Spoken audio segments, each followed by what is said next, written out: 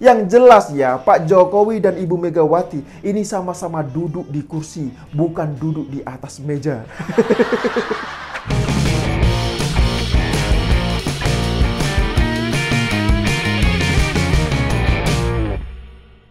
Ya, jumpa lagi dengan saya, Muhammad. Ada video viral yang tersebar di media sosial dengan narasi Jokowi sedang menghadap Bu Megawati. Ya, mungkin semua penonton di channel 2045 TV ini sudah tahu video yang saya maksud. Atau ya, jangan-jangan masih ada yang belum tahu sama sekali. Ya, tapi baiklah ya, biar lebih jelas silakan disimak terlebih dahulu cuplikan videonya berikut ini. Terus ada begitu, ibu lagi serius itu ngobrol sama presiden dan lainnya ada bendahara, Mas Pram, sama aku. Nah, gimana menurut kalian setelah menonton video barusan? Mungkin ada yang beranggapan bahwa video itu tidak sopan. Terus ada lagi yang beranggapan bahwa Presiden Jokowi duduknya ini di bangku biasa saja. Sedangkan Ibu Megawati ini duduknya di kursi yang empuk dan lain-lain. Mungkin begitu persepsi masyarakat. Ya, tapi pada intinya ya, semua orang ini boleh saja punya persepsi lain dalam menanggapi video tersebut. Begitu juga dengan saya pribadi, saya juga punya pandangan tersendiri mengenai video tersebut. Yang jelas ya, Pak Jokowi dan Ibu Megawati ini sama-sama duduk di kursi, bukan duduk di atas meja. Ya, tahu kan yang saya maksud? Nih contoh fotonya. Nah, dari video itu tadi ya, saya justru melihat ada suasana keakraban dan santai antara Pak Jokowi dan Ibu Megawati. Ya, bahkan ya bisa dibilang seperti hubungan antara ibu dan anak. Ya, perlu diketahui ya, Presiden Jokowi selama ini ya sangatlah hormat kepada siapapun, termasuk kepada orang yang lebih tua ataupun orang yang dituakan. Ya, meskipun ya beliau ini sadar bahwa dirinya sudah menjadi orang nomor 1 di Republik ini. Namun demikian, hal tersebut tak menjadikan Jokowi semakin jumawa ataupun sombong. Ya, asal tahu saja ya, sifat rendah hati seorang Jokowi tidak hanya ditunjukkan kepada Ibu Megawati, namun juga ditunjukkan kepada rakyat biasa. Nah, yang menjadi pertanyaan adalah ketika Pak Jokowi ini hormat kepada yang lain, kepada orang biasa sekalipun ya, ataupun mereka yang bukan ketua umum partai, semuanya itu ditanggapi biasa saja oleh mereka para pembenci. Tidak ada yang nyinyir. Tapi kenapa ketika Pak Jokowi ini hormat kepada Ibu Megawati yang selaku ketua umum partai, bahkan yang sudah dianggap sebagai orang tua sendiri, namun hal tersebut justru mendapatkan banyak sekali cibiran dari para pembenci. Lah, ini kan parah sekali, bener gak? Memang ya, kalau menurut saya, semua itu tergantung dari sudut pandang masing-masing.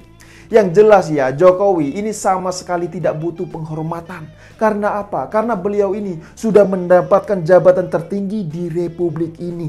Ya, terus pertanyaannya, yang menghina itu sudah punya jabatan apa coba?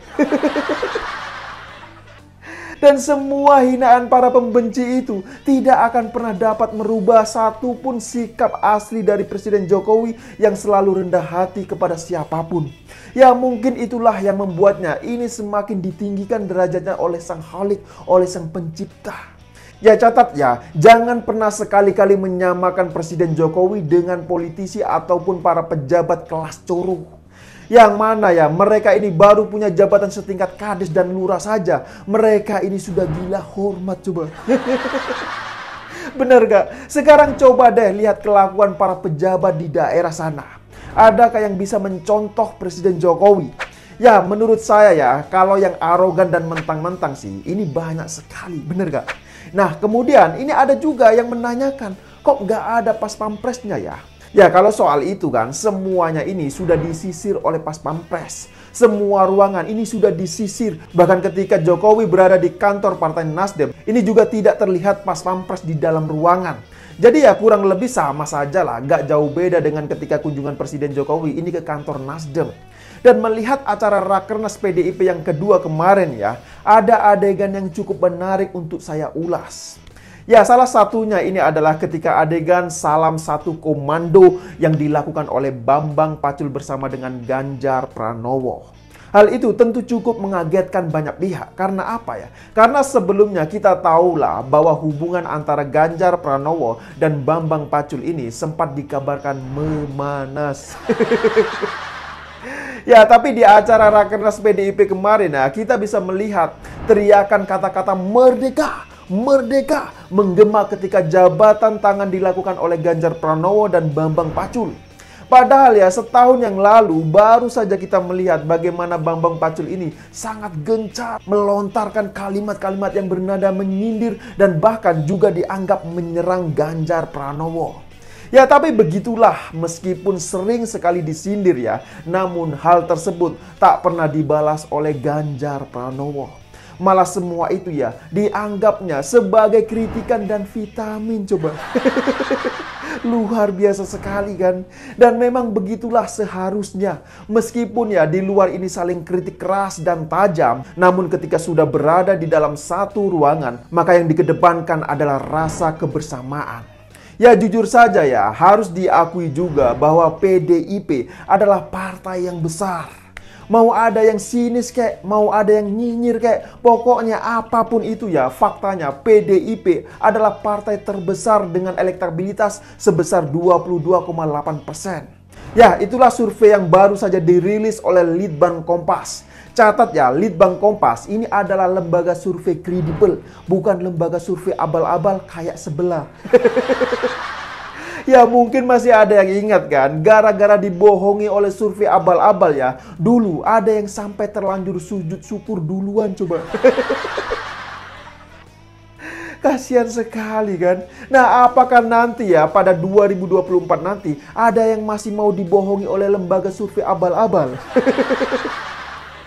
Dan bicara ya soal hasil survei Litbang Kompas yang baru saja dirilis tersebut ya, lagi-lagi ya nama Ganjar Pranowo ini menduduki posisi paling atas dengan elektabilitas sebesar 33,6%. Nah, kemudian barulah disusul oleh Prabowo dan Anies Baswedan. Dan menariknya ya, kalau dilihat dari segi trennya, menurut hasil survei dari Litbang Kompas, elektabilitas Ganjar ini cenderung naik, sedangkan Prabowo ini menurun dan Anies Baswedan ini menukik tajam. Ya menurut saya PDIP harusnya ini bersyukur. Karena apa? Karena hasil dari beberapa lembaga survei kredibel yang menempatkan kadernya ini di posisi paling puncak. Ya PDIP ini harusnya bisa mempertahankan diri sebagai pewaris roh dari pendiri bangsa ini yang kedepannya ini akan terus melahirkan pemimpin-pemimpin hebat bagi bangsa Indonesia. Dan pemimpin hebat yang dilahirkan itu tidaklah harus muncul dari garis keturunan secara biologis, namun bisa juga lewat kader dari partai PDIP. Ya Jokowi misalnya, beliau ini hanya kader biasa PDIP yang tidak memiliki darah keturunan Soekarno. Namun ya jiwa dan semangat Soekarno ini menurut saya ya ada di dalam diri seorang Jokowi. Ya sekarang siapa yang menyangka coba Jokowi ini bisa menjadi presiden lewat PDIP? Lawang dulunya Jokowi hanya anak seorang tukang kayu. Tapi sekarang ya beliau bisa menjadi salah satu pemimpin hebat yang diakui oleh dunia. Coba bayangkan siapa yang bisa menyangka hal tersebut coba. Dan kemarin ya di tanggal 21 Juni 2022 baru saja diperingati hari gugurnya sang putra fajar yaitu Soekarno. Dan di tanggal yang sama itu ya kita juga sekaligus merayakan hari ulang tahun Presiden Jokowi yang ke-61. Nah apakah semua ini kebetulan? Tentu saja ini bukanlah suatu kebetulan. Karena apa? Karena semuanya ini sudah dituliskan di dalam kitab Tuhan yaitu Lauhul Mahfuz. Dan ke depan nanti ya sepertinya PDIP akan terus melahirkan pemimpin-pemimpin hebat untuk bangsa Indonesia. Ya siapapun pemimpin ke depannya nanti ya pastinya semuanya ini sudah ditulis di dalam kitab Lauhul Mahfuz. Dan apakah pemimpin ke depan nanti, pemimpin Indonesia nanti selanjutnya adalah bernama Ganjar Pranowo? Ya wallahu a'lam bishawab, hanya Tuhanlah yang tahu. Ya saya kira demikian dululah opini singkat Okidum kali ini. Pesan saya, jaga terus NKRI. Terima kasih buat yang sudah like dan menonton video ini dari awal hingga akhir. Dan sampai jumpa di episode Okidum selanjutnya.